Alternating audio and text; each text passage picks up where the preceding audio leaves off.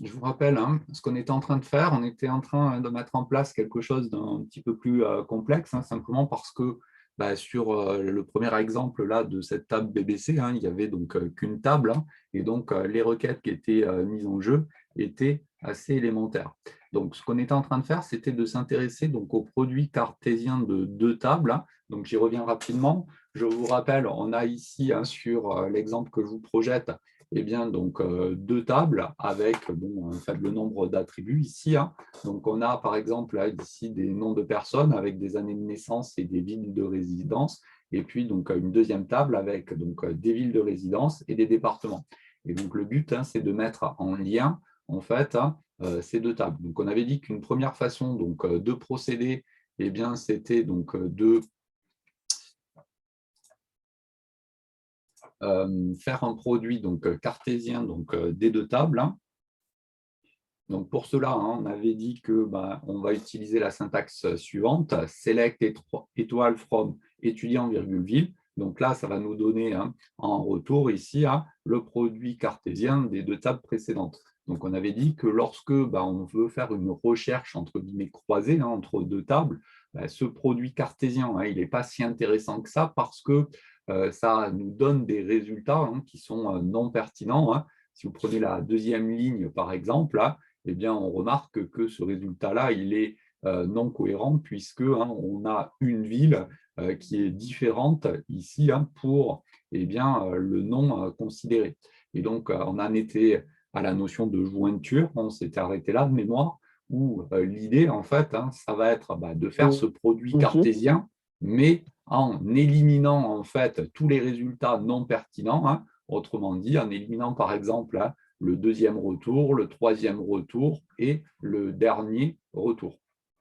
Monsieur, Oui, vous êtes en train de le projeter, le cours, là? oui. Vous ne l'avez pas à Ah ouais, l'écran? non. Non, Non, Moi, je ne l'ai pas. Je ne sais pas si pour les autres, c'est pareil. Alors, non, attendez. on je voit rien ne là. pas non plus. On l'a pas. Pourtant, mon écran il est partagé. Alors attendez, je vais recommencer. Hop.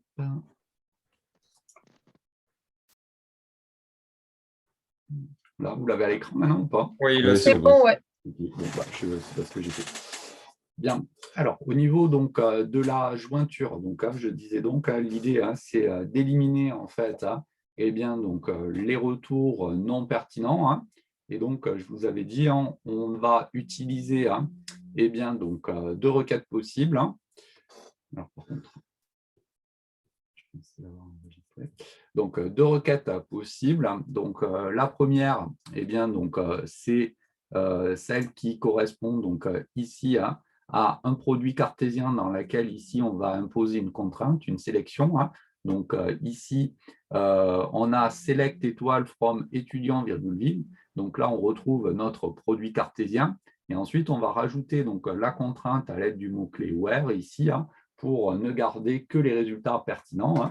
Donc là, on précise le nom de la première table, point le nom de l'attribut, et il faut que ça soit égal, et bien donc ici, nom de la deuxième table, point le nom d'attribut. Donc ça permet eh bien, de ne conserver que eh bien, les résultats pertinents. Ou alors, je vous avais dit, on peut faire une construction à l'aide d'un mot-clé supplémentaire.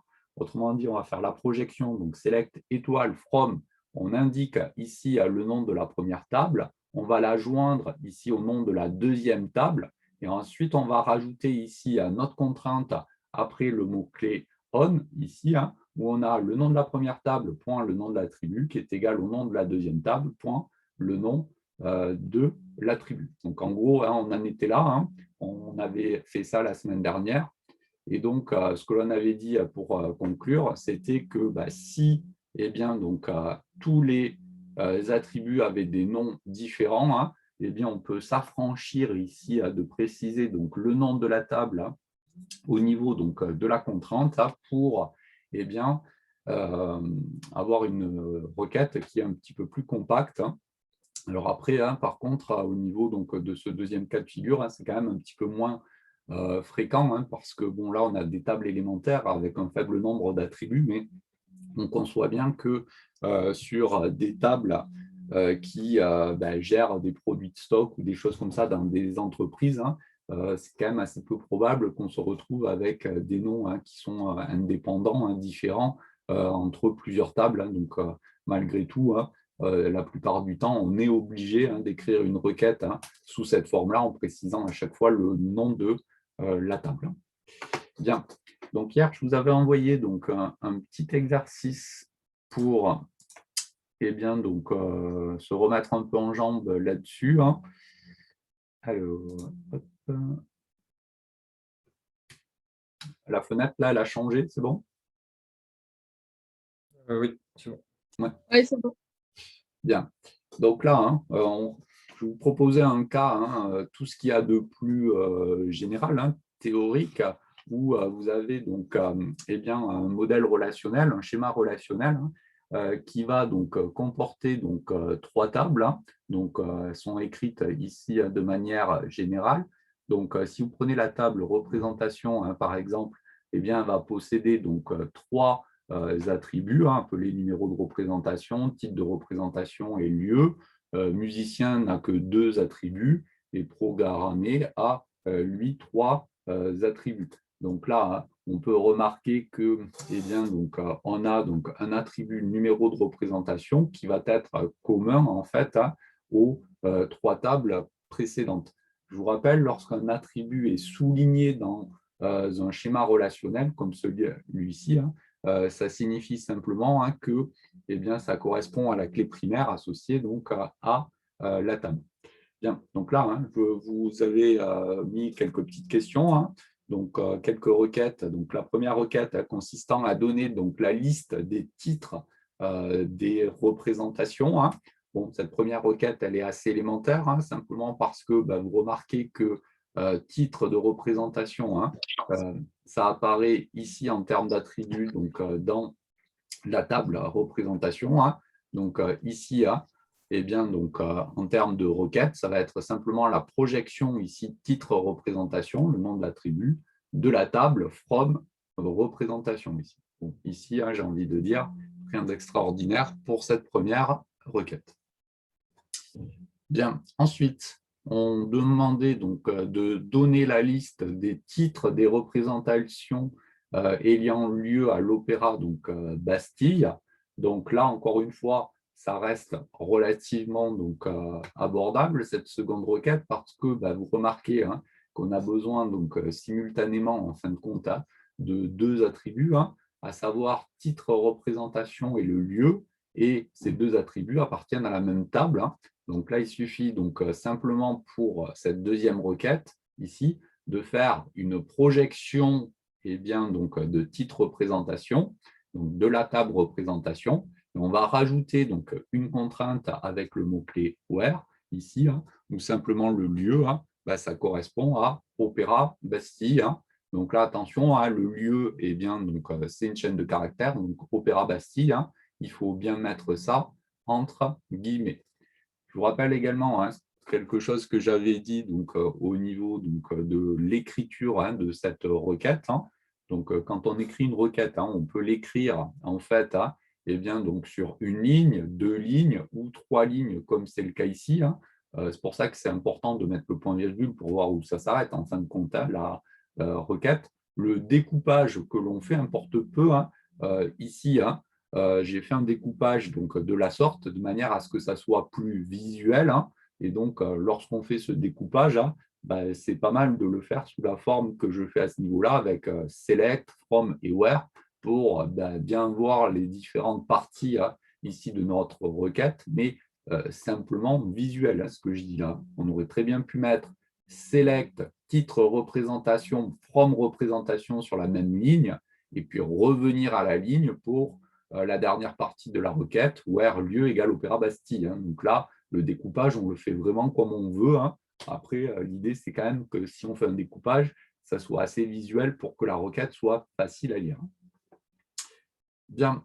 Alors ensuite, la troisième requête. Donc ici, on demandait de donner la liste des noms des musiciens et des titres des représentations auxquelles donc, ils participent. Donc ici, vous remarquez que là, ça se complique un petit peu parce que si on veut donc les noms des musiciens, il faut regarder donc, dans la table, ici un musicien, puisque vous avez donc l'attribut non correspondant, hein.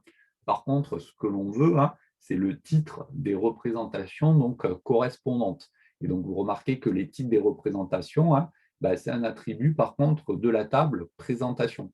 Et donc là, l'idée, hein, bah, ça va être justement de faire une jointure entre les deux tables qui sont ici, hein. Et donc là, je parle bien de jointure et pas simplement de produit cartésien, hein, de manière à ne retourner, hein, que les résultats pertinents, hein. Il faut qu'on ait donc la même valeur ici, hein, pour l'attribut numéro de représentation donc, dans les deux tables, hein, pour avoir un retour correct, hein, et donc une jointure correctement réalisée.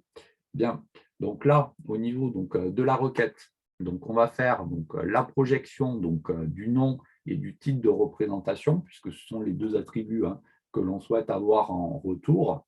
Donc, on fait ensuite notre jointure. Donc, la plupart du temps, hein, même s'il y a deux syntaxes possibles, hein, eh bien, les jointures, hein, on les fait plutôt à l'aide du mot-clé join on, hein.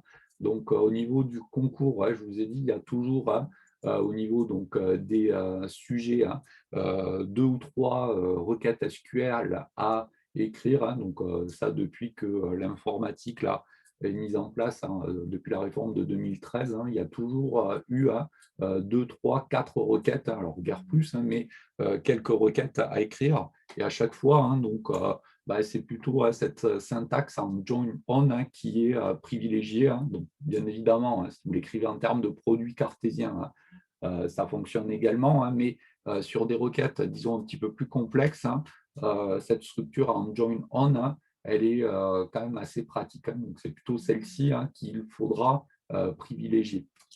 Bon. Donc, ici, hein, on a donc la projection des deux attributs, donc de la table musicien, que l'on va joindre à la table représentation. Et ensuite, après le mot-clé on, ici, hein, on impose bien, ici notre contrainte, hein. Il faut donc que l'attribut numéro de représentation donc, de la table musicien, hein, soit égal à l'attribut numéro de représentation ici de la table représentation.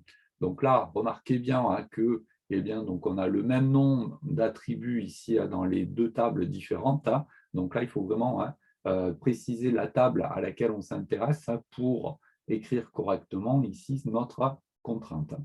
Et donc, on termine bien évidemment par le point virgule. Bon, et pour finir ici, hein, donc, je vous demandais de donner également la liste des titres des représentations, les lieux et les tarifs pour la journée en fait, du 14 septembre. Donc, ici, hein, si on regarde un petit peu donc, les titres des représentations, donc c'est dans la première table, lieu également. Par contre, tarif, ici, hein, vous remarquez que c'est dans la table programmée, hein, et donc on va avoir en plus, hein, bien, donc, à sélectionner donc, une date, hein. Donc la date, elle, est aussi dans la table programmée. Donc là, encore une fois, hein, bien, il va falloir donc, faire une jointure entre ici, hein, nos deux tables, représentation et programmée, de manière ici à ne garder vraiment, hein, que les résultats donc, pertinents en termes de produits cartésiens, hein, autrement dit à réaliser correctement notre jointure. Donc, bien évidemment, hein, la contrainte va porter, hein, sur l'attribut numéro de représentation. Et en plus, hein, une fois qu'on aura fait cette jointure, bien, il faudra bien imposer donc, la date voulue, hein, à savoir le 14 septembre 96. Bon, si on regarde bien, la requête, hein, donc le point de départ, c'est celui que j'évoquais, hein, savoir on fait la projection, select, bien, donc, de nos 3 attributs, titre de représentation, lieu et tarif. Donc, on va faire notre jointure. Pour cela, hein, bien, on va utiliser le mot-clé join. Vous avez from ici le nom de la première table. On va joindre au nom de la deuxième table. Le mot-clé on permet de faire notre jointure correctement en imposant la contrainte liée au numéro de représentation qui doit être identique pour les deux tables. Et une fois qu'on a fait ça, hein, il faut rajouter une contrainte supplémentaire à l'aide du mot-clé where. Et donc là, il faut que la date, hein, ça soit bien égal bien, donc, à la chaîne de caractères qui nous intéresse. Et donc là, vous remarquez, hein, sur ce dernier exemple, là, que les jointures elles peuvent prendre des formes plus ou moins simples, hein. Donc, à chaque fois que l'on veut rajouter donc, des contraintes supplémentaires, hein, vous remarquez qu'on peut combiner, hein, les différentes choses qu'on a fait, hein. Donc, sur les exemples isolés qu'on avait pris dans le cours, hein, on s'est intéressé à la projection, puis à la sélection, puis à la jointure, mais tout ça, bien évidemment, ça marche ensemble, hein. Donc, dans ce dernier exemple-là que je vous propose, hein, remarquez bien qu'on a la jointure, la projection, mais également donc, ici une sélection à l'aide du mot-clé where, hein. Donc, on peut combiner, hein, à peu près, hein, tous les cas de figure. Donc là, hein, sur donc, la dernière requête, là, on commence à arriver, hein, sur des choses qui sont pas si mal, hein. Donc, sur le jour du concours, hein, en général, je vous dis, il y a 3-4 requêtes. Il y a la plupart du temps, hein, une requête élémentaire, hein, sur les sujets de concours. Et puis ensuite, il y a 2 requêtes de niveau, on va dire, un peu plus évolué, hein, du type de la requête 4, par exemple. Et puis, une dernière requête où on complexifie un petit peu les choses avec des fonctions d'agrégation en général, hein. C'est bien ce qu'on va faire dans la dernière partie du cours. Donc là, hein, les points donc, sur ces requêtes SQL, il faut essayer, hein, d'aller les chercher, hein, parce qu'en général, hein, je vous dis, il y a toujours 2 ou 3 des 4 requêtes qui sont quand même, hein, relativement abordables. La dernière, elle est toujours un petit peu plus complexe, mais en tout cas, les 2-3 premières, elles sont quand même particulièrement accessibles. Bien. Alors, Monsieur, oui, par rapport à la dernière requête, oui, on projette 3 éléments, oui. mais comment sauf qu'on les extrait de 2 de 2 lieux différents et comment de représentation et de programmer et comment il sait sur les 3 lesquels vont dans représentation et lequel va dans programmer? Alors, c'est parce que, en fait, hein, alors, je remets le cours hop, un petit instant, que je retrouve. Voilà. Donc, c'est ce tableau-là. Donc, si je reprends, hein, l'exemple élémentaire qu'on avait donné dans le cours, hein, donc, je vous rappelle les 2 tables, hein, qui… non, c'était plutôt celui-là. Ouais. Donc là, hein, je vous reprojette en fait les 2 tables élémentaires, hein, que j'avais donc utilisées dans le cours, hein. Donc, lorsqu'on fait donc, le produit donc, cartésien donc, de ces 2 tables-là, eh bien, donc, lui, il va donc, générer donc, en mémoire, en fait, hein, donc, le retour qui correspond au tableau qui se trouve à ce niveau-là. D'accord? Donc, ça, c'est en termes de produit cartésien, hein. Si on fait la même chose en termes de jointure, eh bien, lui, il va donc générer, pareil, en mémoire, eh bien, donc, là, le retour qui se trouve à ce niveau-là, en éliminant en fait les lignes, les tuples qui sont non pertinents. Bon, et une fois donc qu'il a généré en fait, hein, ce retour-là, eh bien, il va avoir donc en retour un certain nombre d'attributs disponibles, hein, nom, année de naissance, ville, nom, ville et département, hein. Et donc, si on veut faire une projection en fait, hein, sur bien, les colonnes que l'on veut afficher, hein, il se sert en fait, hein, de ce retour qu'il a créé, hein. Et donc, dans la projection, hein, il va récupérer cette colonne et cette colonne-là, par exemple. Donc là, hein, en fait, hein, la projection, hein, il a fait rétrospectivement, j'ai envie de dire, hein. Donc, il génère d'abord, hein, en fait, ce retour général. Et si on veut faire une projection et pas afficher l'ensemble des attributs, il va aller récupérer, hein, le nom de la colonne correspondante.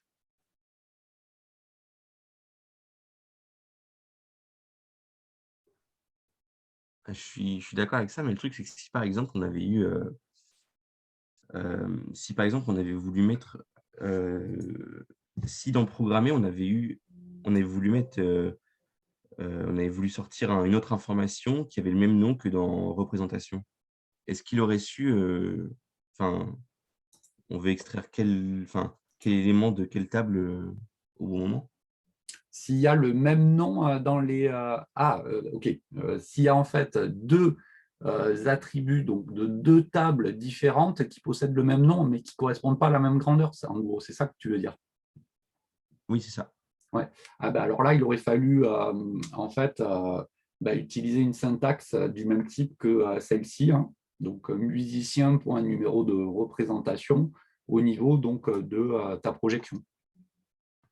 Ok, ça marche. Merci. Vous n'avez pas compris la subtilité de la question. Bien, Monsieur, oui.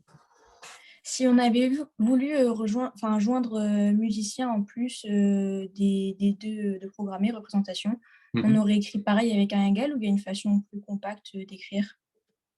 Alors, si on avait voulu faire en fait une projection, une jointure avec 3 tables, tu veux dire? Oui, Alors, hop, si on veut faire une jointure avec 3 tables, donc ça, c'est un cas de figure que l'on verra donc à la rentrée, donc lorsqu'on fera donc un exercice. Mais là, si vous regardez, hein, donc la requête là, que je vous montre à l'écran, c'est typiquement hein, ce que l'on est en train de faire, hein. On a donc en fait une table ici de données hein, un schéma relationnel hein, qui possède donc beaucoup plus de tables, hein. Et donc à un moment donné, on a besoin de faire une jointure entre plusieurs tables, hein. Donc il suffit de répéter en fait hein, le mot-clé join on a. Donc là, hein, si on regarde, sans regarder dans le détail ce que ça fait, hein, mais la structure, donc on a le mot-clé select qui permet donc de nous faire la projection en fait sur 3 attributs. Et ensuite, on va faire une double jointure en fin de compte. Donc from, ici, le nom de la première table, équipe, join à la table coureur, on pour réaliser donc la première jointure correctement. Et ensuite, on va faire la deuxième jointure avec donc encore une nouvelle table. On va joindre à la table pays, on, coureur, etc. Donc, on rajoute en fait des join on hein, pour faire des jointures supplémentaires. En fait, hein. Si on n'en a qu'une jointure, on l'utilise qu'une fois. Dans l'exemple petit 3, ici, on a une double jointure. Hein. Il faut joindre 3 tables, donc on utilise join on 2 fois simplement. ok. Hein, c'est pour ça que ce mot-clé-là, il est assez pratique. Hein, ça permet, en multipliant hein, l'utilisation ici, d'avoir accès à cette requête. Bien. Alors, on va passer hein, à la dernière partie du cours. Donc, c'est la partie donc, petit 6 ici, hein, où eh bien, donc, on va s'intéresser donc, à tout ce qui est donc, fonction en fait, d'agrégation. Hein. Donc là, l'idée, hein, ça va être de faire des calculs en fait, hein, sur des colonnes. Hein. Donc là, avant de faire cela, hein, on va s'intéresser donc aux principales fonctions d'agrégation pour des opérations élémentaires dans un premier sens, temps. Hein. Donc, ce que l'on va faire au début, là, hein, j'ai envie de dire, hein, ça présente, certes un intérêt, mais minime en comparaison hein, de l'utilisation hein, dans la partie qui va suivre. Donc là, il y a quelques mots-clés hein, qui vont être à connaître, hein, qui correspondent donc au minimum, au maximum, à la somme, à la moyenne et au comptage sur des colonnes. Bon, si je reprends hein, la table BBC de départ, hein, donc ce que l'on peut avoir envie de faire, par exemple, c'est de calculer donc, le maximum d'une colonne. Donc pour cela, hein, le mot-clé correspondant ici, hein, c'est max. Donc ce mot-clé-là, hein, il faut le connaître. Hein. Et donc ici, hein, on peut avoir envie, par exemple, hein, d'écrire une requête qui va chercher quel est le pays hein, qui compte le plus d'habitants. Donc je vous rappelle, hein, au niveau donc, de la table BBC de départ, hein, donc si je remonte un petit instant,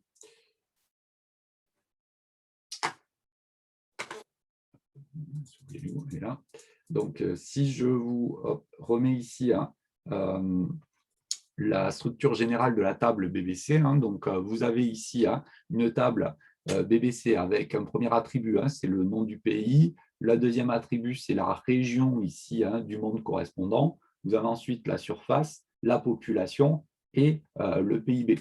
Et donc là, hein, nous, si on cherche hein, le pays qui compte le maximum d'habitants, hein, il va falloir aller récupérer donc, le maximum ici hein, dans la colonne population hein, pour savoir hein, quel est le pays justement qui est le plus peuplé. Donc, sur une opération hein, élémentaire de ce type-là, la requête elle est excessivement simple. Il suffit simplement d'appliquer donc le mot-clé max ici sur l'attribut population pour avoir accès eh bien, donc, à cette population maximale. Donc, au niveau de la requête, ça sera simplement select, on projette, max population from BBC. On termine par le point virgule. Donc là, remarquez bien qu'il y a un mot-clé. Donc, encore une fois, on l'écrit en majuscule par convention et on précise que ce mot-clé max, ici, la recherche se fait sur l'attribut population. Donc là, en termes d'affichage au niveau donc, du retour de la requête, c'est ce qu'il va y avoir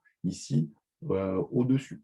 Bon, après, si on veut vraiment avoir le pays qui compte le plus d'habitants, il faut rajouter une projection supplémentaire parce que vous remarquez que là, ça nous affiche uniquement la population maximale, mais pas le pays correspondant. Donc là, au niveau de la requête, il faut simplement, au niveau de la projection, rajouter ici l'attribut nom, de manière à avoir donc, le retour qui se trouve à ce niveau-là, à savoir Chine, et puis 1,3 milliard d'habitants. Et donc, remarquez bien que lorsqu'on fait donc, cette recherche à l'aide du mot-clé max, il n'y a vraiment qu'un seul tuple qui va nous être retourné, le tuple Chine 1,4 milliard, puisque on impose ici cette recherche sur le max ici de population. Bon, cette fonction max, donc, il y a son contraire, c'est la fonction min ici que vous devez connaître également, qui permet d'avoir accès au minimum d'une colonne. Alors, on pourrait faire exactement donc, le même type de recherche pour savoir quel est le pays, par exemple, qui possède la population minimale. J'ai choisi un exemple un tout petit peu différent pour montrer que ces fonctions max et min, en fait, elles portent aussi bien sur des valeurs numériques que sur des chaînes de caractères. Donc là, j'ai choisi d'afficher ici le pays qui est classé le premier en termes d'alphabet, en premier alphabétiquement. Et donc là, si j'applique une projection ici select min sur l'attribut nom, ça va me retourner ici, m'afficher l'Afghanistan, puisque c'est le premier pays par ordre alphabétique qui intervient au niveau donc, de ma table. Et donc, remarquez bien que ces fonctions min et max, elles peuvent aussi bien porter sur des chaînes de caractères. Et à ce moment-là, les lettres sont classées par ordre alphabétique, donc d'abord le A, puis le B, puis le C, etc. S'il y a égalité, c'est une recherche, tout ce qu'il y a de plus classique dans le sens où on compare d'abord la première lettre, parce qu'il y a plusieurs pays qui commencent par un A, puis on regarde la deuxième lettre. S'il y a encore égalité, on regarde la troisième lettre, etc. Donc là, vraiment, ces fonctions min et max fonctionnent aussi bien sur des valeurs numériques que des chaînes de caractères. Un troisième mot-clé, c'est la fonction sum ici, qui va permettre donc, de faire une somme en fait, sur différents tuples. Donc là, on peut avoir envie de calculer par exemple la population mondiale. Pour cela, il suffit de faire la somme des populations de chaque pays. Donc on va appliquer donc, le mot-clé sum ici sur l'attribut population. Donc ça donne la requête suivante, select sum population from BBC ici. Et donc ça nous retourne le résultat du dessus.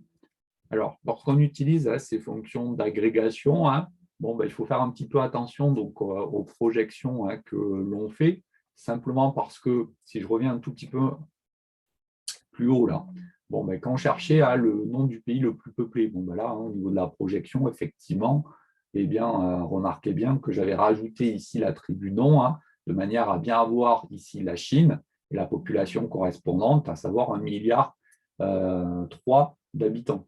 Quand je recherchais le pays qui était classé en premier dans l'ordre alphabétique, si je rajoutais donc l'attribut nom ici, remarquez que ça servait à pas grand-chose, puisque la requête portait directement ici sur le nom en fait, de mon pays. Alors, on avait une information redondante, j'avais envie de dire, mais ce n'était pas si gênant que ça. Bon, là, par contre, où ça devient un peu du n'importe quoi, c'est si je rajoute par exemple la projection non ici, après ou avant, disons, en même temps que lorsque je fais la somme de la population. Remarquez bien que le retour ici eh bien, n'a pas de sens. Alors, on peut se demander pourquoi c'est ce nom-là qui va être affiché au niveau de la requête et pas un autre. C'est simplement parce que c'est le dernier tuple en fait, de la table.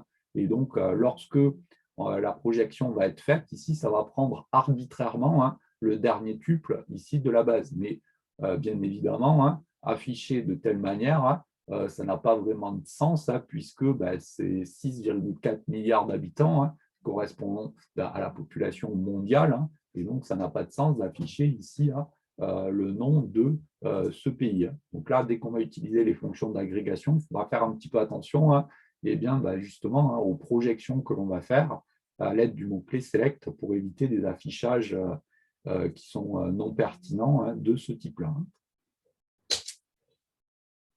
Bien, on continue à passer un peu en revue les différents mots-clés que vous devez connaître. Donc, il n'y en a pas énormément. Il y a ensuite le mot-clé donc AVG ici. Donc, ce mot-clé AVG, il permet donc de calculer directement la valeur moyenne des valeurs sur une colonne. Donc ça, je vous rappelle ce qu'on avait dit donc, avant les vacances, c'est qu'on peut faire des opérations sur des colonnes. Donc, on aurait pu écrire une requête qui calcule à la main cette valeur moyenne de population. Il aurait fallu pour cela faire la somme donc, des populations de tous les pays, compter le nombre de pays et puis diviser les deux grandeurs. Donc ça, c'est possible en termes de requête, mais il faut savoir qu'il y a un mot-clé qui est directement précodé ici en SQL qui permet de faire ça de manière à avoir une requête élémentaire. Donc là, au niveau de la requête, j'ai envie de dire, c'est immédiat, en utilisant le mot-clé AVG ici.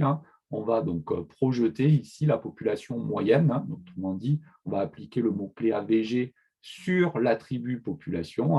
Et donc, ça nous donne la valeur moyenne ici par pays. Bon, là encore une fois, quand on utilise ces mots-clés particuliers des fonctions d'agrégation, il faut qu'on puisse faire les opérations correspondantes. Donc, si ce mot-clé-là, je l'applique sur l'attribut région, par exemple. Donc, région, je vous rappelle, c'est Europe, Amérique du Sud, Asie, etc. Bon, là, ça n'a pas vraiment de sens d'appliquer cette fonction, calculer la valeur moyenne sur la fonction région. Donc, ici, ça nous retourne une valeur 0. Alors, ça ne retourne pas un message d'erreur, mais le résultat retourné ici n'est pas très pertinent. Bon, et donc le dernier mot-clé, c'est la fonction de comptage, count, ici, qui permet en fait de connaître le nombre en fait de tuples, de lignes, et bien donc dans une table donnée. Et donc si on veut connaître par exemple le nombre de pays dans la table BBC, donc il suffit de faire une projection ici, select, count ici, from BBC, et donc ça vous donne 193 ici, donc il y a 193 pays dans la table. Alors, au niveau de la requête, ici, on aurait très bien pu,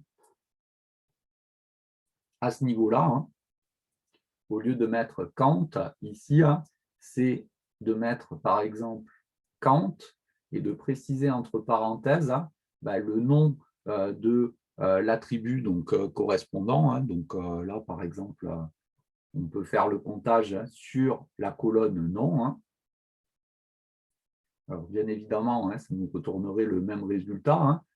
Simplement ici, sur la table BBC élémentaire qu'on a choisie, tous les attributs, toutes les colonnes possédaient le même nombre de tuples.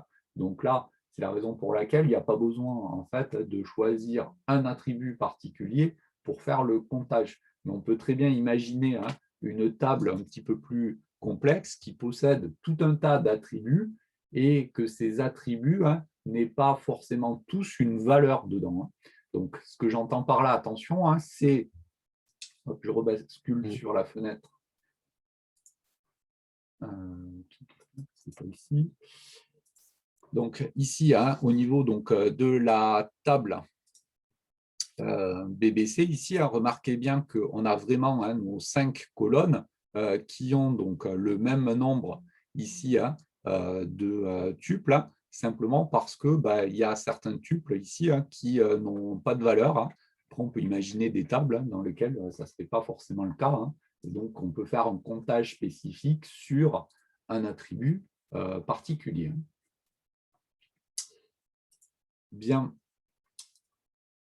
Alors, ces fonctions agrégation, en fait, donc là, je les ai présentées sur une application simple, j'ai envie de dire, de comptage, de recherche de maximum, etc.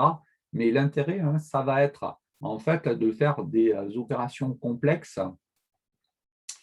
à l'aide d'un mot-clé supplémentaire qui est le mot-clé ici, group by, ici, que vous devez connaître également, parce que, bon, certes, on peut calculer la population moyenne mondiale, mais on peut avoir envie de faire des choses un petit peu plus complexes. Si vous regardez le retour ici de la requête spécifique que j'ai écrite, ça va nous donner donc une région en fait, du monde, Afrique, Amérique, Europe, etc., et la population moyenne correspondante.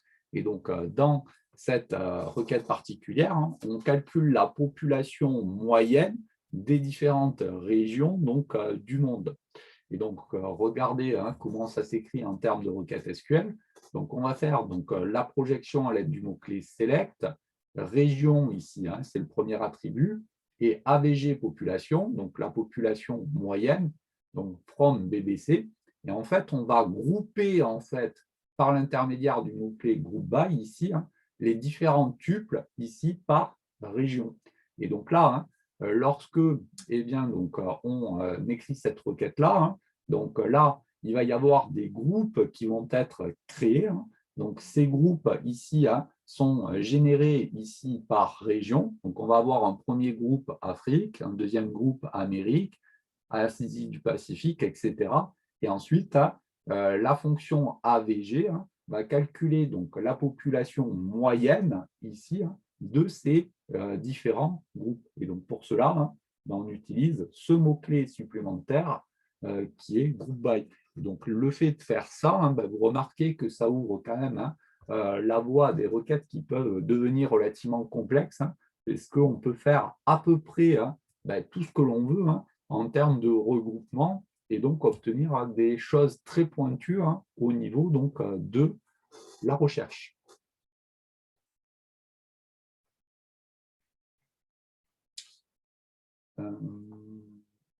Bien, si je prends un autre petit exemple, on peut calculer par exemple la surface des différentes régions donc, du monde et on rajouter également un tri par ordre croissant de surface. Bon. Donc là, différentes régions du monde. Donc là, sur ce deuxième exemple, on va encore regrouper en fait, les résultats ici par région. Donc, select from BBC group by région. On va faire la projection, l'affichage de l'attribut région et des surfaces correspondantes au niveau donc, des régions.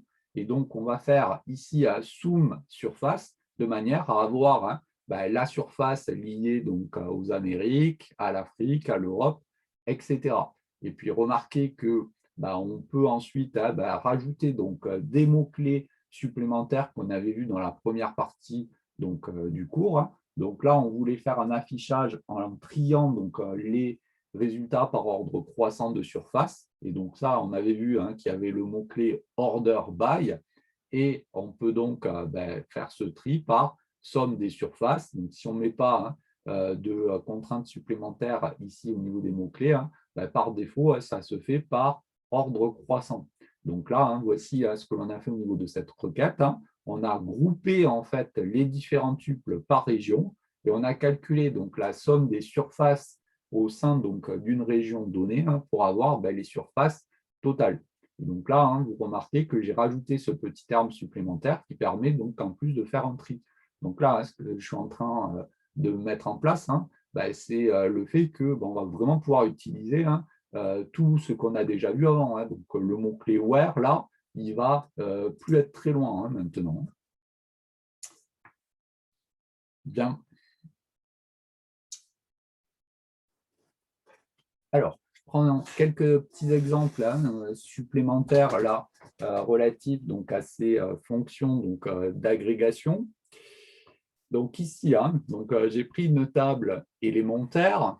Donc cette table élémentaire, ici, elle va posséder trois colonnes. Donc les attributs correspondants s'appellent colonne 1, colonne 2 et colonne 3. Et donc, on va avoir ici 4 tuples qui sont rangés ici dans cette table.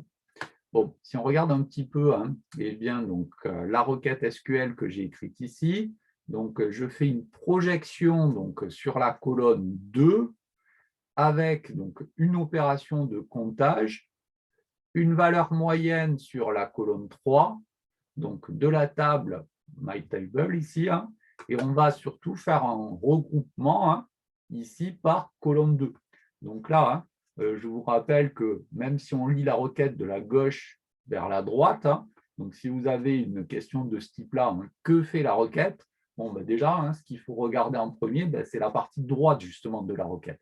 Autrement dit, le regroupement sur quel attribut il porte. Donc là, vous remarquez qu'on fait un regroupement ici sur colonne 2. Donc, au niveau de colonne 2, vous remarquez qu'il y a 2 tuples ici qui possèdent ici la même valeur. Et puis, les 2 autres tuples qui possèdent également la même valeur. Donc, déjà, au niveau de la requête, on va avoir ce regroupement de ces tuples en 2 sous-groupes. Un premier sous-groupe qui va correspondre ici à la valeur bar et un deuxième sous-groupe qui correspond à la valeur base. Et ensuite, on va faire une projection ici de la colonne 2. Donc, colonne 2, c'est justement ces 2 valeurs particulières, bar et base. On fait un comptage ici des tuples. Donc là, vu qu'on a fait un regroupement, on a un premier tuple, un deuxième tuple qui ont la valeur bar, d'où le 2 qui est ici. On a un premier tuple qui a la valeur base et un deuxième tuple qui a la valeur base, d'où le 2 qui se trouve à ce niveau-là.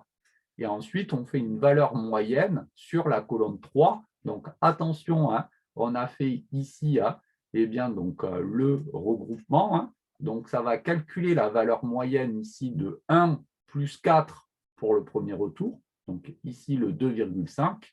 Et ici, vous remarquez que vous avez la valeur 5, simplement parce que ça a calculé la valeur moyenne de 8 plus 2 ici. Donc là, le 5, c'est 8 plus 2 divisé par 2. Et le 2,5, c'est 1 plus 4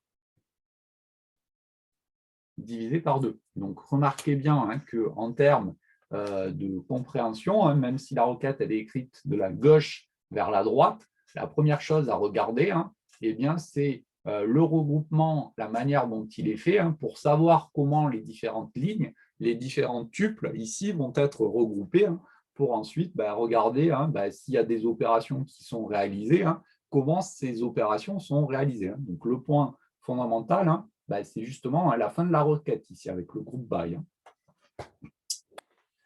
Bien, si on prend un deuxième petit exemple, donc select count avg colonne 3 from my table, ici, group by colonne 3 inférieur à 3.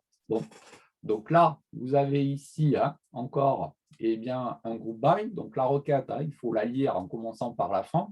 Et donc là, vous remarquez que le regroupement se fait sur la condition colonne 3 inférieure à 3. Et donc là, si on regarde un petit peu en fait le contenu des valeurs qui sont dans cette colonne, vous avez 1, 2, 4 et 8. Et donc là, en l'occurrence, vous avez donc une inégalité. Donc il va y avoir donc 2 tuples qui vont être créés en termes de retour, autrement dit 2 groupes.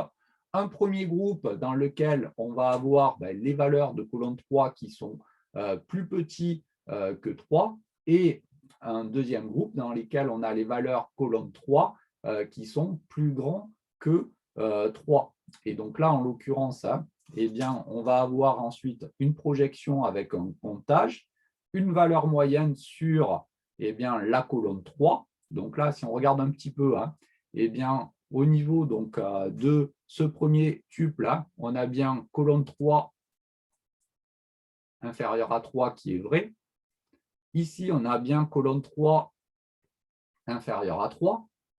Et donc, on va avoir ici ces deux tuples qui vont être regroupés dans un premier groupe. Donc, lors de l'opération de comptage, eh bien, on va avoir deux tuples, autrement dit le 2 qui se trouve à ce niveau-là. Et AVG colonne 3, alors attendez, par contre, je ne regardais pas le bon, c'est le suivant, c'est qui est ici, on a 1,5. Donc, on a 1 plus 2 divisé par 2, d'où le 1,5. Et monsieur, Oui. il y a une raison que ça s'affiche dans la deuxième et pas au premier? Alors non, ça, il n'y a pas de... je ne pense pas qu'il y ait de classement. Donc, si on veut un classement spécifique, c'est à nous à le spécifier avec un groupe by, par exemple. Après, l'affichage, je pense qu'il est arbitraire à ce niveau-là. Donc, je pense que c'est lié à un classement alphabétique qui doit porter sur, je ne sais pas trop quoi d'ailleurs, mais c'est assez arbitraire. D'accord. Monsieur, Oui, alors attendez, j'ai un problème. Oui. j'ai pas bien compris pourquoi dans le comptage, on avait bien 2, alors que la dernière, en soi, le dernier triplet qu'on a en bas, il ne correspond pas, enfin, c'est supérieur à 3, donc il ne devrait pas être compté. Alors, hop, je finis juste d'écrire et puis j'y reviens. Donc, ici,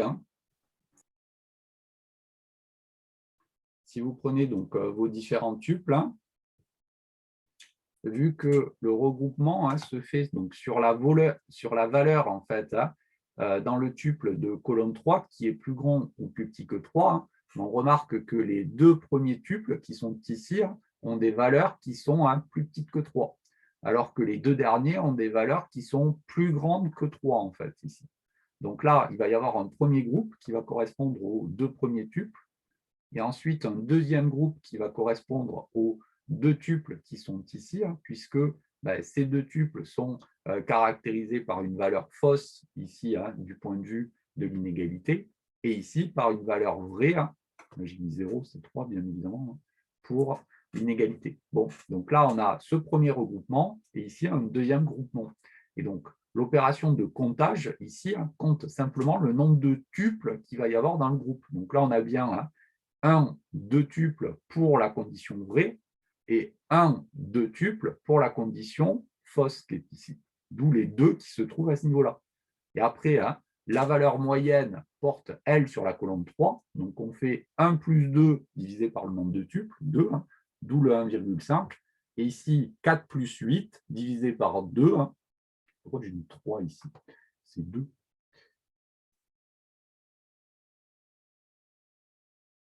Pour avoir ici le 6. Donc, on a bien deux tuples dans chacun des groupes. Ok, merci. Oui. Est-ce que on a la possibilité de faire un order by d'abord ceux qui sont vrais et après ceux qui sont faux? Parce qu'après, sinon, si on fait ça et qu'on veut le vrai, on aura d'abord le faux, puis après le vrai. Alors, oui, ça, on peut. Il faudrait le mettre, order by. Alors après, il faudrait voir comment ça s'écrit, mais oui, ça, on peut choisir l'ordre d'affichage avec l'order by, on peut. Parce que là, c'est problématique, parce que si on veut vraiment ces colonnes 3 inférieures à 3, d'abord, ça nous donne celles qui sont fausses, et après, ça nous donne celles qui sont vraies. Oui, je suis bien d'accord. D'ailleurs, je me suis fait avoir au départ. Je les avais pris dans le mauvais sens. J'avais mal lu. Donc oui, il faudra après avoir un affichage un petit peu plus pertinent, peut-être, pour le résultat. Donc après, ça, c'est de l'enrobage, quoi, j'ai envie de dire. Donc là, l'idée, c'était plus de regarder comment sont faits les regroupements. Mais oui, ça, on pourrait le faire. D'accord, merci. Bien. Alors, on en arrive quasiment donc, au bout ici. Il y a une chose qu'on n'a pas encore fait, et bien donc c'est des sélections en fin de compte sur les différents groupements. Et donc là, et c'est le point sur lequel il faut faire attention, de ne pas confondre bien donc deux mots-clés. c'est le mot-clé having ici, hein, et puis le mot-clé where. Donc, en soi, hein, ces deux mots-clés hein, permettent de faire des sélections, hein, et donc ils ont à peu près le même rôle. Mais attention, ils ne portent pas du tout sur la même chose. À savoir, donc le where, lui, il ne porte sur une sélection uniquement sur des tuples, alors que le having eh bien, va porter sur une sélection en fait, sur les groupements. Alors, on conçoit bien hein, que c'est important en fait, d'avoir deux mots-clés différents, hein, parce que suivant ce que l'on peut avoir envie de faire, vous allez voir, on va prendre quelques exemples derrière, hein, eh bien, on peut avoir envie en fait, hein, de faire cette sélection, hein, d'imposer une contrainte, soit sur des tuples, soit sur des résultats de groupement. Et parfois, hein, on peut avoir envie de faire les deux choses dans une même requête, à savoir écrire une requête dans laquelle on va avoir une sélection, une contrainte sur des tuples et en plus une contrainte, une sélection sur les résultats des regroupements. Et donc pour cela, hein, on conçoit bien qu'il faut deux mots-clés différents hein, de manière à ce que SQL sache bien si on veut faire hein, cette contrainte, cette sélection sur des tuples ou sur des résultats de groupement. Et donc ça, gardez bien à l'esprit hein, que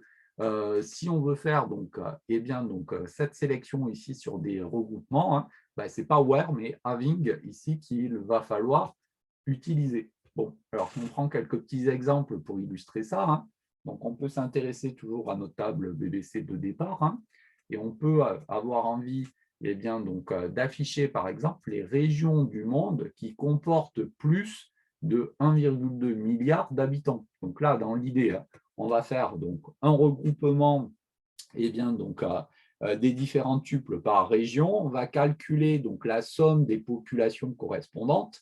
Et puis, une fois qu'on aura fait ça, on imposera notre contrainte de manière à ne conserver hein, que ces regroupements, que ces régions hein, qui ont une population qui est supérieure à 1,2 milliard d'habitants.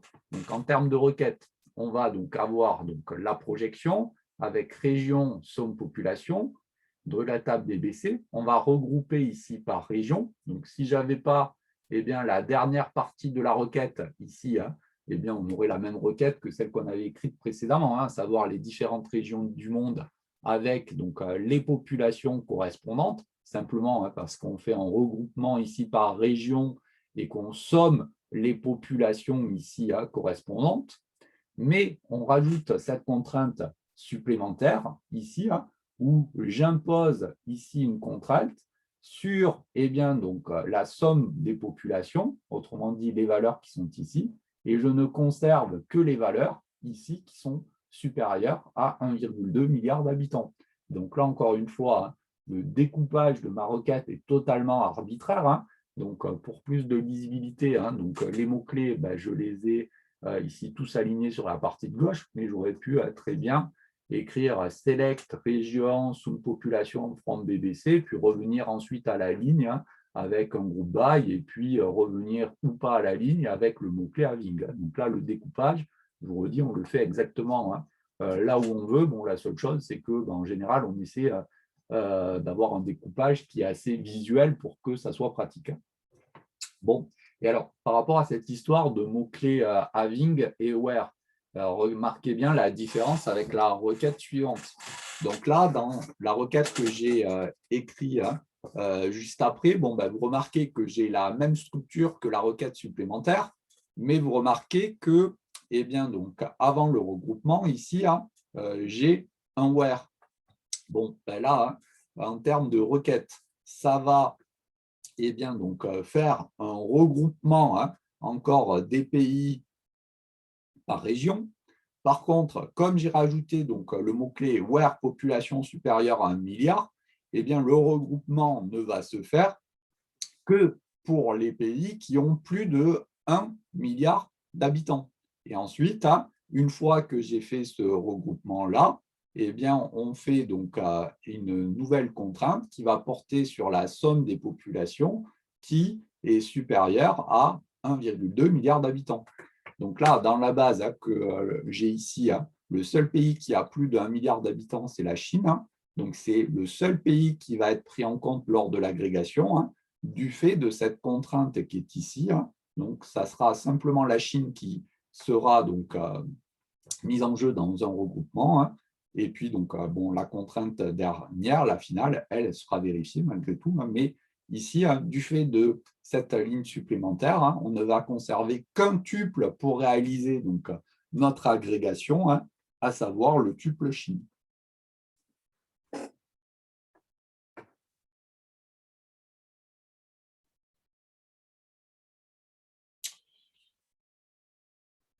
Pour finir, eh bien, j'avais pris donc, quelques exemples donc, supplémentaires. Donc, je vous laisse 1 ou 2 minutes là pour les lire et réfléchir un petit instant. Et puis ensuite, on les regarde plus en détail. Monsieur, Oui. j'ai juste une question. Quand vous disiez tout à l'heure que l'opération average, on pouvait la faire nous-mêmes par certaines opérations. Mhm. Et c'est quoi justement, par exemple, pour diviser par le nombre d'éléments? Alors, disons, il aurait fallu avoir une requête du même type que celle qu'on avait introduite, par exemple ici. On avait donc ici bon, la base générale, là, vous l'avez. Et puis, donc, on pouvait avoir envie donc, de sélectionner uniquement donc, le pays dont le nombre d'habitants au kilomètre carré était supérieur à 200. Et donc là, on avait fait, quand je parle d'opération, c'est vraiment une opération. On avait, donc, avant les vacances, fait une division de la population par la surface. Okay, bon, là, si on voulait faire cette opération de moyenne, il faut avoir accès donc, au nombre donc, de tuples. Et donc, il aurait fallu utiliser la fonction count, compter le nombre de tuples dans une région donnée pour pouvoir diviser par le nombre de pays dans une région donnée. Et on conçoit bien que ça, c'est un peu pénible à faire, puisqu'il faudrait faire le regroupement, regarder le nombre ici de pays dans le regroupement, etc. Donc, on n'y a pas accès de manière si simple que ça à ce nombre de pays-là. Alors, sur le principe, ça reste une division, mais il aurait fallu aller compter à l'aide de la fonction count le nombre de tuples dans chaque région. D'accord, je vous remercie. Donc, en gros, combiner la fonction sum et count pour refabriquer, en fin de compte, la fonction valeur moyenne.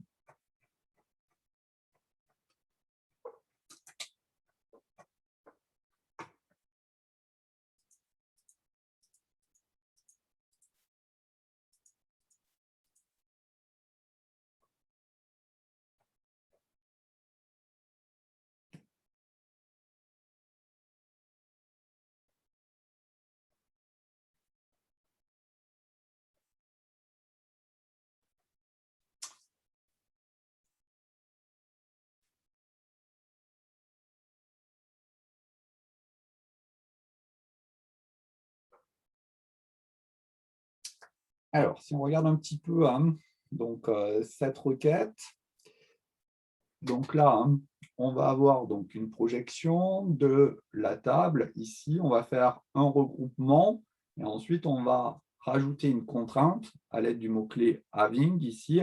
Donc, ça va porter sur les résultats du regroupement. Donc là, je vous ai dit, surtout, la partie importante, c'est celle qui est relative au groupe by. Donc, c'est le regroupement sur la colonne 2. Donc, au niveau de la colonne 2, si on regarde un petit peu, vous remarquez qu'il y a 3 valeurs différentes ici. Donc, une première valeur ici que j'entoure. On a ensuite une deuxième valeur, c'est celle-ci.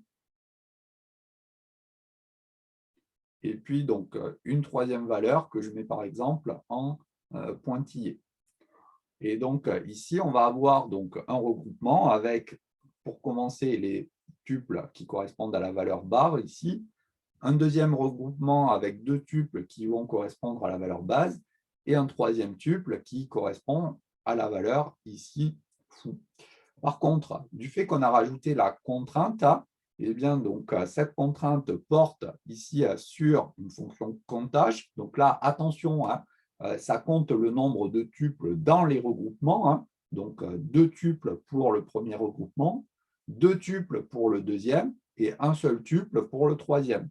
Et donc, ma contrainte ici, elle porte eh bien, donc, sur des regroupements qui doivent contenir plus qu'un tuple. Et donc, ici, hein, lors de la requête, eh bien, donc, ce regroupement-là va être éliminé, hein, puisqu'il ne va comporter eh bien, qu'un seul tuple. Bon, une fois qu'on a ça en tête, eh bien, on regarde bien la projection. Donc, ça va afficher ici, hein, projeter eh bien, colonne 2, donc barre ou base, donc ce que l'on a ici.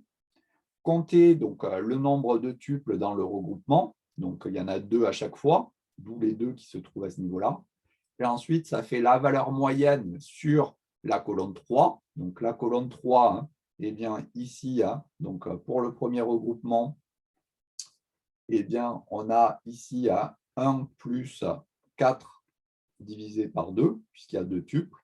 Et ici, hein, c'était 4 plus, non, 2 plus 8, pardon,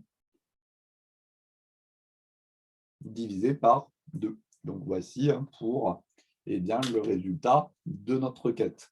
Donc là, surtout, il ne faut pas aller trop vite hein, dans eh bien, donc, la lecture de ces requêtes. Hein, et bien surtout regarder hein, eh bien, au bon endroit, j'ai envie de dire. Hein. Donc là, si on regarde un petit peu le dernier exemple que je vous proposais, donc sur la base précédente, hein, on va avoir encore une fois une projection donc, de la table ici. Et là, on va regrouper par colonne 2. Donc là, vu qu'on regroupe par colonne 2, hein, on a encore une fois les 3 regroupements précédents. Et ensuite, on a de nouveau une condition. Hein.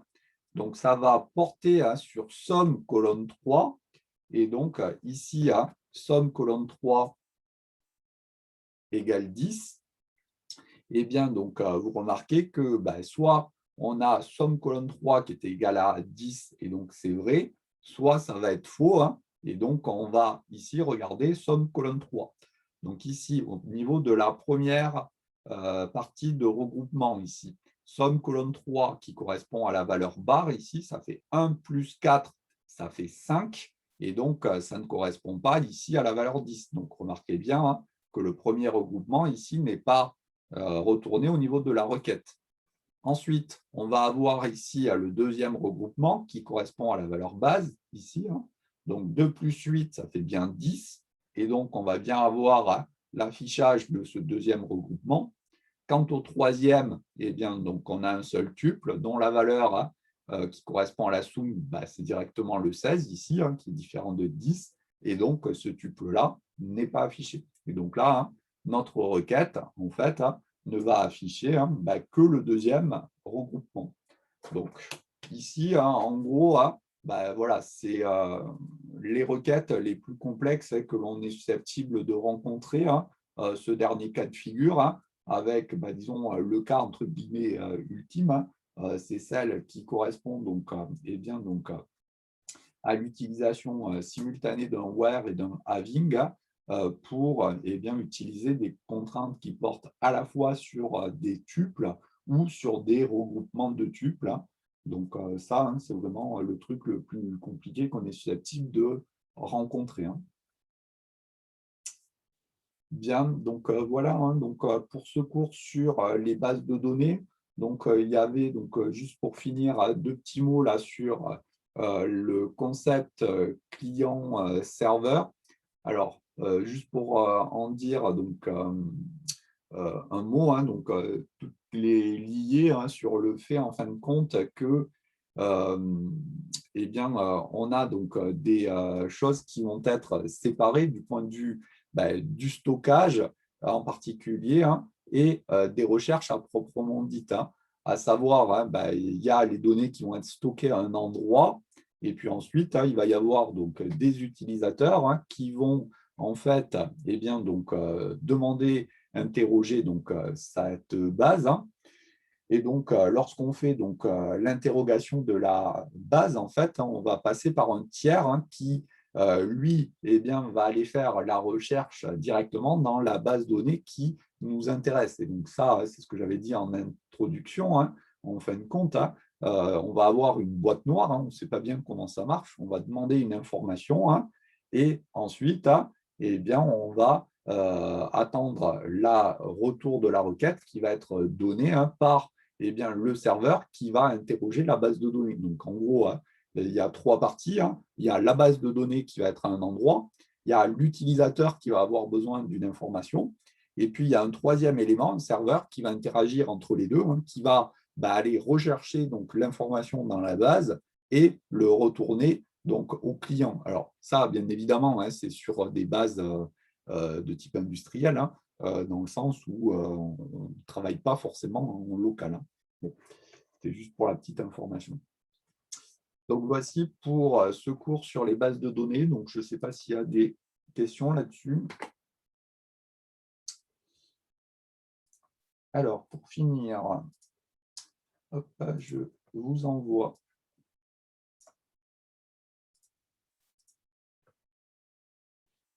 un petit document supplémentaire.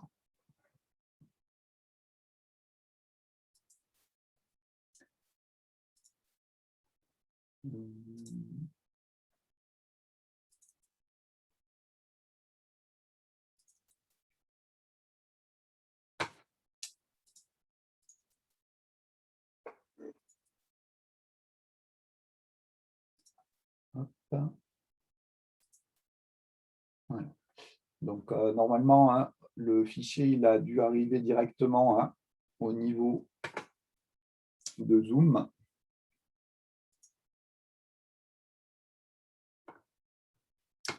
Et donc, je vous laisse récupérer ici le fichier correspondant.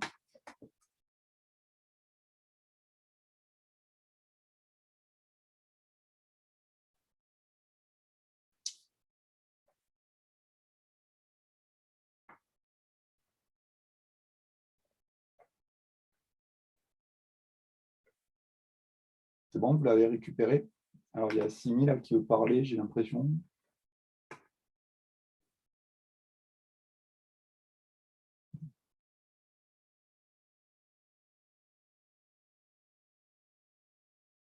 C'est bon, vous l'avez récupéré le fichier là?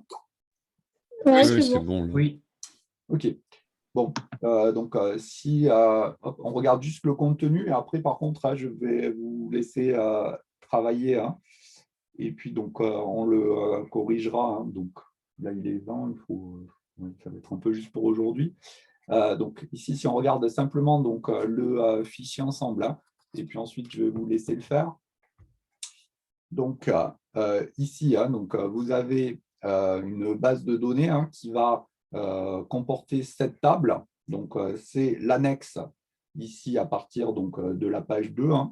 Donc, si vous regardez un petit peu cette annexe, donc on regarde ça rapidement ensemble, vous remarquez qu'il y a au sein donc, du schéma relationnel 7 tables différentes. Donc, je vous les ai donc, illustrées directement à l'aide d'un copier, donc coller ici. Donc, il y a par exemple la première qui est la table classe, où vous avez donc une idée qui permet donc d'identifier la classe, donc un entier, 1, 2, 3, 4, 5, 6, 7. Vous avez donc le nom de la classe, niveau 1 ou 2 donc pour première ou deuxième année. Vous avez ensuite une deuxième table, c'est la table concours, qui possède également un identifiant, ID concours avec nom correspondant, concours CCP, concours central, etc. Vous avez donc des notes de concours, troisième table, avec l'idée du concours, l'idée de l'élève pour identifier le concours et l'élève, la moyenne, l'année, le mois. Et puis, vous avez donc des tables supplémentaires, si vous continuez donc à regarder, donc pas mal d'informations. Donc, école, avec un identifiant, le nom de l'école, etc.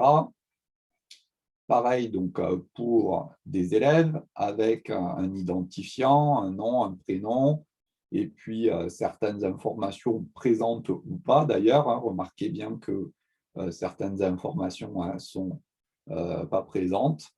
Pareil pour des lycées, dans la table qui suit, élèves de la classe. Donc, vous remarquez que voilà, on a là une vraie base de données générale avec, là en l'occurrence, 7 tables correspondantes, donc beaucoup d'informations au niveau donc, de la base de données. Et donc, je vous demande donc d'écrire un certain nombre donc, de requêtes. Donc là, vous en avez 17 à écrire, hein, requêtes. Donc, je les ai découpées hein, pour que voilà, vous sachiez en gros si c'est des requêtes élémentaires hein, ou des requêtes un petit peu plus compliquées. Donc, les 9 premières, hein, c'est vraiment hein, des requêtes élémentaires. Vous avez donc les requêtes 10 à 13 qui correspondent à des jointures, et puis donc les 4 dernières hein, qui correspondent à des groupements qui sont un petit peu plus complexes par voie de conséquence. Et donc ici, hein, la difficulté en fait, hein, c'est vraiment d'aller récupérer donc l'information hein, dans cette table qui est assez générale, hein, parce que voilà, hein, donc c'est une vraie base de données avec 7 tables différentes où il y a beaucoup d'informations dedans. Hein, et donc, il faut pouvoir aller récupérer donc, l'information donc, au bon endroit. Bien, donc là, l'idée, hein, c'est vraiment que vous cherchiez. Hein, donc là, vu qu'il ne reste que 40 minutes, hein, ça va être un tout petit peu juste. Donc, je vous laisse chercher ça. Je ne suis pas sûr qu'on ait le temps de corriger ça aujourd'hui. Donc, pour le cours d'info à proprement parler, donc on va s'arrêter là. Donc, je reste en ligne. Hein, si vous avez des questions, hein, bien évidemment, donc j'y réponds de manière à ce que vous ayez bien le temps tous de chercher. Je corrigerai ça, par contre, que la semaine prochaine. Okay, donc, pour le cours d'info, hein, je m'arrête là pour aujourd'hui. Donc, je reste en ligne jusqu'à 10 heures. Si vous avez des questions hein, sur l'info ou sur autre chose, vous me les posez, il n'y a pas de souci. Hein, et puis, on corrigera ça donc, la semaine prochaine. Alors, par contre, il y a toujours Assimi qui veut poser une question, mais je ne l'entends pas. Donc, il a coupé son micro.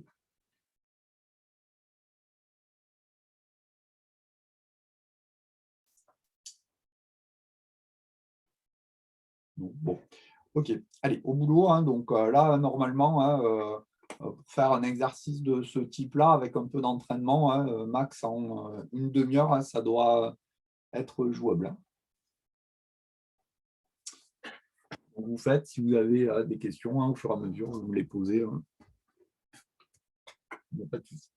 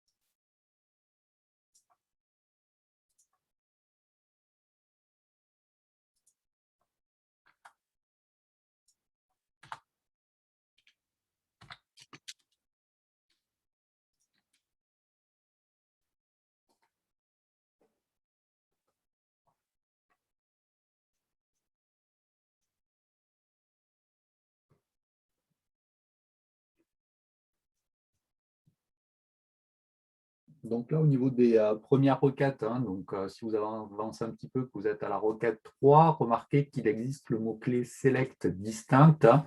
Donc en fait, hein, des mots-clés au niveau donc, du langage SQL, il en existe vraiment des dizaines et des dizaines.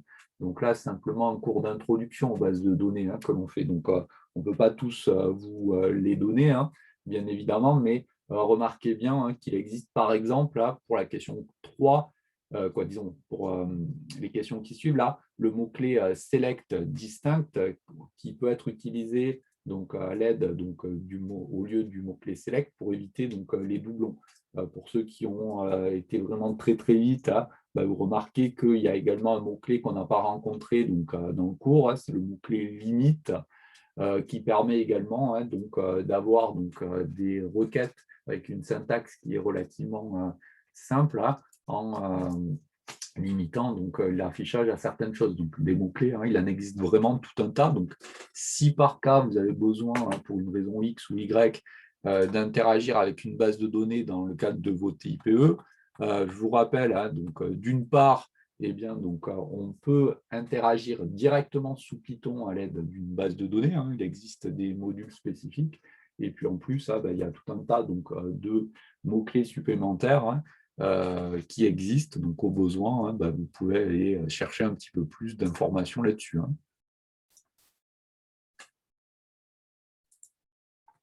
Monsieur? Oui.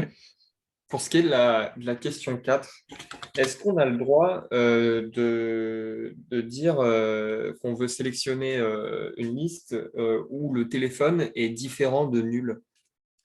Oui, alors effectivement, c'est l'idée. Alors, par contre, dit comme ça va générer une petite erreur. Ouais, ça va générer une erreur, simplement parce que si vous regardez donc, la base, alors hop, il faut juste que je retrouve la bonne. Voilà, c'est Ouais, ici. Vous remarquez bien qu'il n'y a pas donc, justement le qualificatif nul ici au niveau donc, des téléphones qui sont manquants, hein.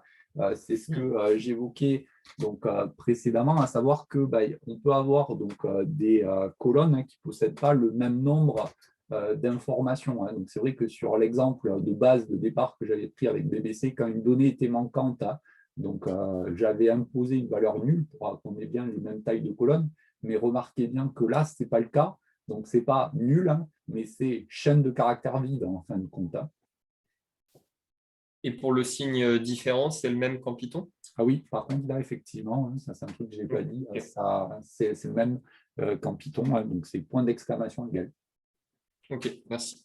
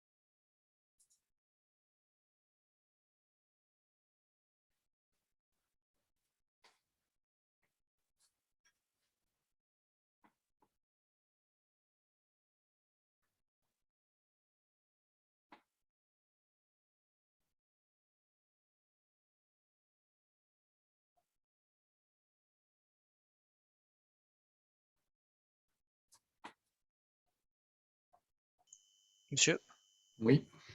pour la question 5, c'est deux commandes différentes pour de noms puis de prénoms. Ou c'est la Non, même non, commande qui non, doit c'est faire une d'abord le nom après le prénom. Alors non, c'est une requête unique hein, par question, donc il faut faire la projection du nom et du prénom hein, dans la même requête. Oui, mais il dit par ordre alphabétique du nom puis du prénom. Ah, d'accord, ok.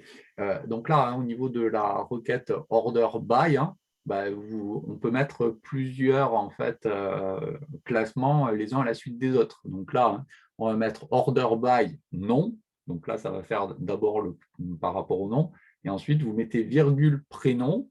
Et comme ça, en cas d'égalité, ça classe par prénom. Ah, ok, d'accord. Merci. Ok, donc, pareil, hein, dans le cours, ça, c'est quelque chose qu'on n'a pas rencontré. On est resté sur une utilisation élémentaire, mais dans la requête, dans le mot-clé order by, hein, vous pouvez mettre plusieurs placements. Hein. Donc là, en l'occurrence, order by, nom, virgule, prénom. Ok, merci, monsieur. Monsieur, pour Oui. la question 7, j'avais une petite question. Hmm. C'était, alors je vais la retrouver. C'était donner le nombre d'élèves scolarisés dans le lycée. La fonction count, est-ce qu'on dit on n'a pas besoin de préciser la colonne pour compter. Oui. Mais le problème, c'est que quand est-ce qu'elle sait qu'elle doit s'arrêter vu qu'il y a des colonnes où il n'y a rien?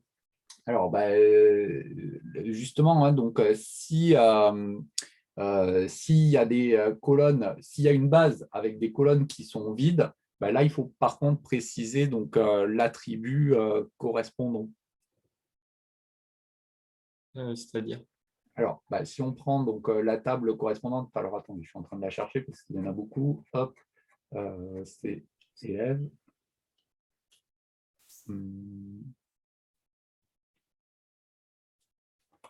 Oui, c'est ça, c'est bien la table élève.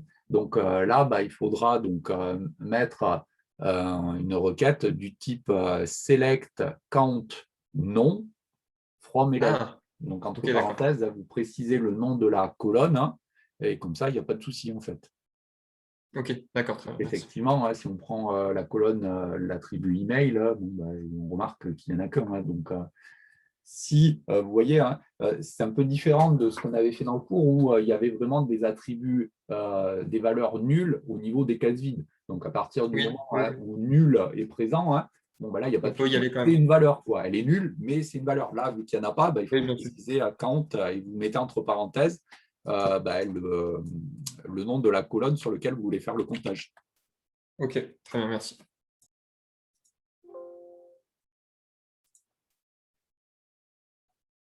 Monsieur, dans la question 7 aussi, pareil, quand ils disent notre lycée, c'est quel lycée? Bah, disons, ouais, c'est dans le lycée correspondant, en fait. Hein. Là, c'est, je pense que Michael Jackson n'est présent dans aucun lycée de France. Hein. Donc, c'est le lycée dont les élèves hein, sont Joe l'Indien, etc. etc. quoi.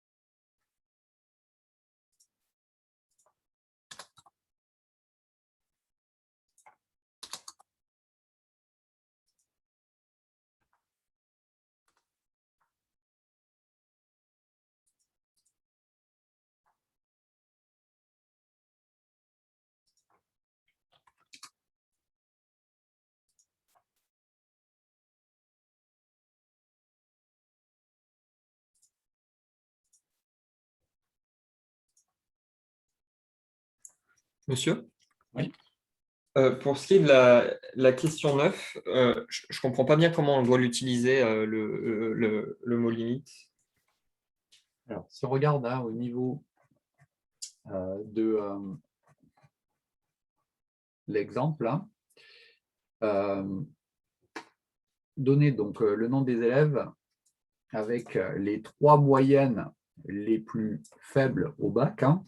Donc, si vous mettez donc, limite 3 en fin de requête, eh bien, parmi tous les résultats de recherche, ça vous affichera en fait hein, uniquement hein, 3 tuples. Ah oui. Donc, Mais vous faites une recherche classique et après, oui. hein, vous limitez donc l'affichage à 3 valeurs. Donc là, hein, bah, peut-être qu'à l'aide d'un mot-clé, justement, order by, il faut faire un classement hein, de manière à avoir Ah oui, d'accord. Oui, bien sûr. les tuples dans le bon ordre, j'ai envie de dire. Hein. Oui, bien sûr, Après, bien sûr. vous limitez l'affichage à 3. Donc, on va dire qu'il balaye les moyennes dans l'ordre d'apparition. Ah bah, à condition que vous ayez à utiliser la clause order by. Oui, oui, bien sûr. Ouais. Oui, parce que là, le truc, c'est qu'il faudrait ordonner par ordre croissant Oui, c'est ça. et choisir les… Oui, d'accord. OK. Okay. Donc là, vous ordonnez par ordre croissant les moyennes, et puis ensuite, bah, vous affichez simplement les 3 premiers tuples, et ça correspondra par voie de conséquence à ce qui est attendu. Oui, merci.